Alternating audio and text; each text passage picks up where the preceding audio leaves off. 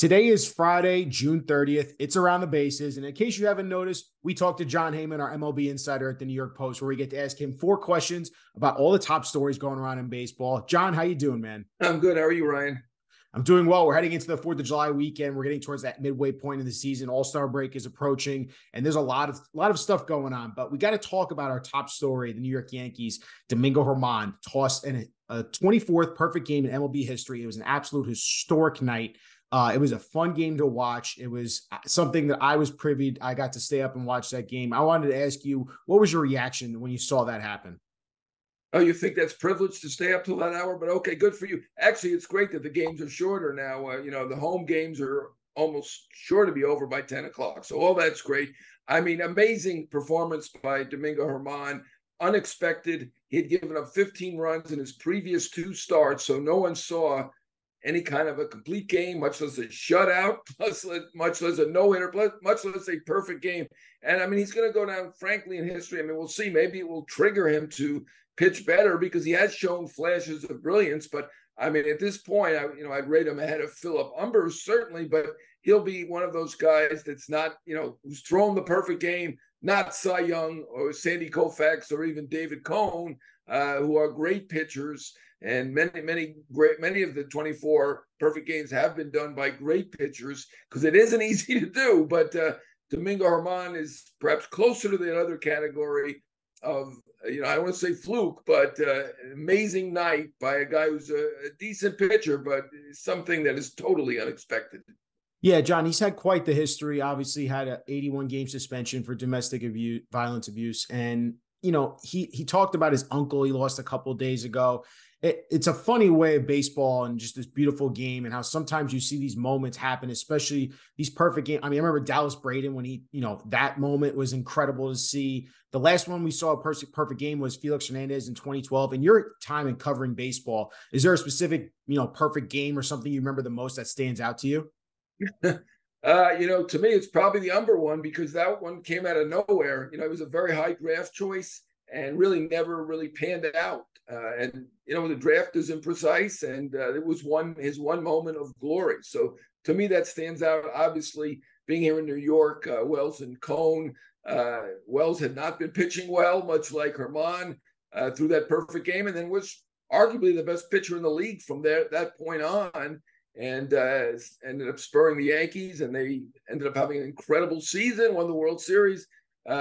Cone had a great career, wasn't maybe at his best at that moment. People will diminish and say came against Montreal, just like this one came against Oakland. But I mean, these are major league players. That may be not the best team. In fact, probably one of the 2 worst teams, surely one of the worst 2 teams. But it's an incredible accomplishment and good for him. And obviously it occurred after that sticky stuff violation. And you wonder after a sticky stuff violation, is the guy going to be able to pitch? Is the ball going to be too slick for him to pitch? And he has pitched well. Actually, Scherzer's pitched well since his violation as well. Drew Smith, I couldn't say the same for him, but it's early in the game. We will see. Yeah, it really was. John, speaking of Mets players and the team, it's been a rough June. They did not win a series the entire month of June, coming into June 30th, the last day of the month. Their record in the month is 7-18. Steve Cohen, the owner, had a press conference earlier this week where he took on questions from the media, asking him if the team doesn't improve, could you be sellers at the deadline? And he admitted it's a strong possibility it could happen.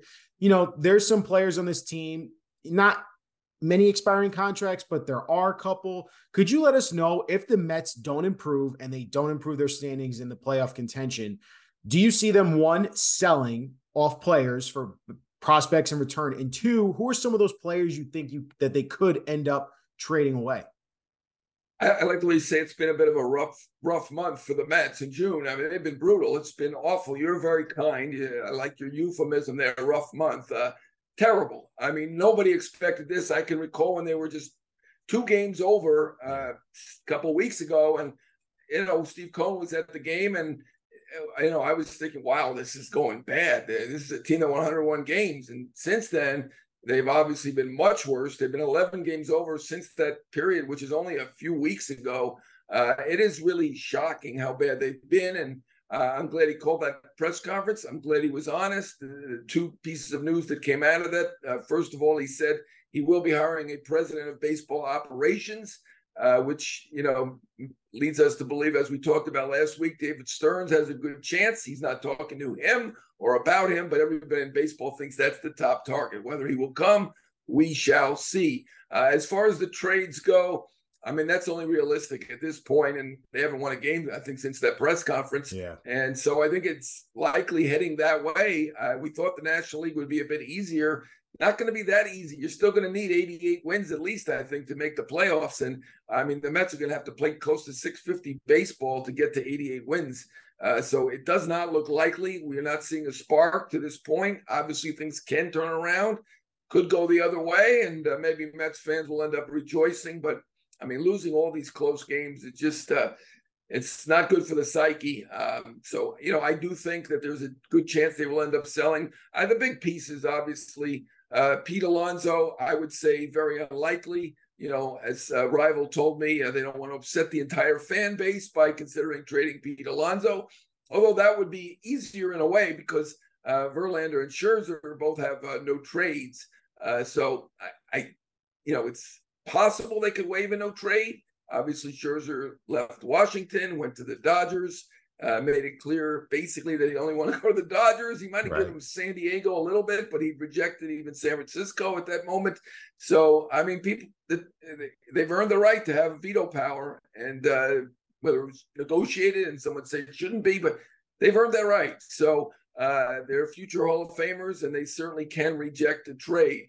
That said, is it possible they wouldn't mind jumping ship? I guess anything's possible.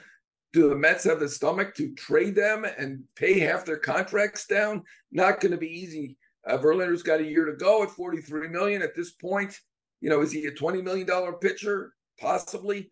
Scherzer will have a year to go also at $43 million. He does have that opt-out. He could opt out, but we don't think he's going to give up $43 million. Right.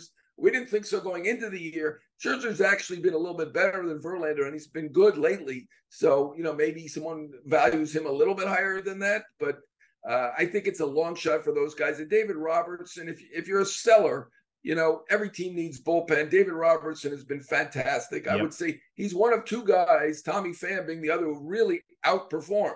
That's not good to have 2 out of 26 players outperform expectations. But David Robertson clearly is one of them. I mean, they could trade Ottavino, Raley, a good lefty reliever. Potentially, they could trade him. Obviously, they're not trading Nimmo or Lindor. They're on long-term deals. They have some young players they have hopes for. So it will not be a great sale, even if they sell. So I don't think at this moment, unless Scherzer and Verlander give the go-ahead, because I don't see Pete going anywhere, we should be that excited about a sale. Not that anyone's going to be excited about a sale when we expected the Mets were going to be a major contender. The White Sox could have a great sale. The Cardinals potentially could have a great sale. The Mets, I don't see a great sale. Robertson would be the best piece, most likely. Yeah, I think it's interesting that you mentioned, obviously, and you bring up a great point about Scherzer and Verlander. They have those no trade clauses, so they could control where they want to go if they were approached by the Mets to say, hey, this isn't working out for us. And then the other part that you addressed too is, the Mets, would they be willing to eat that salary for some of these players to get better prospects in return? So I ask the question, like Starling Marte, who has another year left on his deal, could that be a player that they could look to trade or, and eat most of that money to get a better prospect return? Or do you just see, like you said, there's really not much to sell off right now at this point for the Mets? Yeah, I mean, I do think Steve Cohen's willing to eat money. So, we saw that with the Escobar deal. They did it for prospects. So that's the goal, is to get good prospects back. So I think he'd probably be more willing to do it than most owners who don't want to eat $20 million on a deal. We saw him do it with Cano earlier. He certainly can afford it. He mentioned how much he's losing. Again, said bigger than a bread box or a bread basket, whatever you say. Yeah. He alternates. He originally told me bread box, I think, several months ago when I heard he was losing $200 million. And I think that probably is the figure. But think of it this way. He's probably worth about $20 billion. That's 1% of his net worth. It's also a bit of a tax write-off. I'm very poor with finances. I got a C in economics in college. Don't go by me. But I think even if he's losing $200 million, if you're worth $20 billion, you technically can afford it. Do people like to do it? No. But in his case, he seems not to mind that much. You would think he might, but he doesn't. Well, speaking of expensive net worths, Shohei Ohtani keeps raising his potential value for this offseason deal that he's going to sign. It's going to be probably the biggest contract we've ever seen. And he just continues to rake and hit the ball so well and also pitch so well as well. He's the AL MVP favorite. I think I saw the sportsbook odds. He's now minus 1,200 to win the MVP in the AL. It's insane the season he's putting on. It seems like he's trying to prove a point to everyone. Like, oh, Judge won the MVP last year. No, let me reintroduce you. Like, this is me. This is what I can do. This is what I can bring. So, John, you wrote about it this week. Shohei Ohtani, you have a couple leading favorites for contenders to actually sign Ohtani to this mega deal. Who are those teams? Right. It is a little early, and I don't expect him to giving me any credit, but certainly as soon as I tweeted that Judge was the MVP, of course, unfortunately, Judge got hurt. Ohtani took off, having one of the greatest months we've ever seen. Almost impossible. He's an incredible player. I would say he is an MVP lock now that I've said that. Hopefully I did not jinx him as I did Judge. The three favorites that people think at this moment, again, it's early and it's just opinion, so we will see, but are the Dodgers, the Giants, and the incumbent Angels. The Angels we know will be in there. The Giants will certainly be in there. They still have that $360 million that Judge didn't take, the $350 million that Correa didn't take. And obviously the Dodgers, they cleared space. They got their payroll down. They're not quite as good as that 111-win team a year ago. And part of that reason is they want Ohtani. And I think the consensus is that he'd like to stay on the West Coast. 5 out of the 7 finalists 6.5 years ago were on the West Coast. The 2 that were not are the Cubs and the Rangers. Nobody in the Eastern time zone whatsoever. And Steve Cohen did say that it's not sustainable to lose this kind of money going forward. Now, if you sign Ohtani, let's say bare minimum $50 million a year, that tax, that Steve Cohen tax, as we call it, is 110% going forward. So that's $105 million. I'm not good at economics, but I'm a little better at math. $105 million for one player. If he signs a $50 million a year deal, right? 50 million. And that would be you getting him on a bargain at this point. I mean, I can't. At this point, he looks like a $60 million player, right? I mean, the good players are getting $30 million a year, right? And he also has a marketing value that's huge too. I mean, he may be the greatest player of all time. And, I do think that the Dodgers, the Giants, and the Angels probably are the favorites for this moment. Does that mean everything? No. If I were to bet, is he going to sign with one of those 3 teams? I would say yes. I'd bet yes. And, the last time through, word got to the Yankees that he did not want to go to New York. Now it's 6.5 years later. His agents will tell you, oh, he's open to anything. They said that the same agent said the same thing with Trey Turner. And we thought all along he wanted to be in Florida for spring training and be on the East Coast. And that's what happened. So ultimately, he's going to be able to pick and choose where he wants to be. It's not like he's going to have to go somewhere he doesn't want to go. And 6.5 years ago, he didn't even consider New York. He may like it better now, But I think it's fair to say that the West Coast teams are the favorites, and he wants to win, right? So if I'm going to pick a favorite, got to go with the Dodgers, right? They've won consistently. Yeah, the Dodgers and the like you said, the Giants as well. They're right there in the NL West. They put together a good month here. They're only 2.5 games back of the Diamondbacks. And speaking of this NL West, John, sounds like you might have a disappointing team of the week. Who is it? Got to be the Padres, and they're personally disappointing for me. I'm not sure if I picked them once before, but I may have. I mean, they're 7 games under. They're probably as or more disappointing than the Mets. I know the Mets have the higher payroll, but the Padres made huge splashes.